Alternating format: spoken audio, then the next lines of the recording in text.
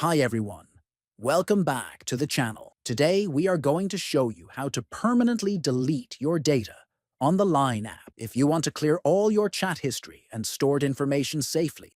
First, open the Line app on your phone.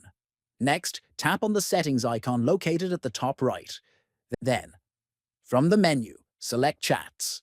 Then, scroll down until you find the Delete Data section and tap on it. After that, you will see an option to delete all data. Tap on this option carefully. Finally, a confirmation message will appear, asking if you want to proceed. Confirm by clicking Delete to remove all your data completely. This process will clear all your stored information and chat history from Line, ensuring your data is no longer accessible. It is important to double-check before confirming, as this action cannot be undone. Thank you for watching this tutorial. If you found it helpful, please like the video, subscribe to the channel, and share it with your friends.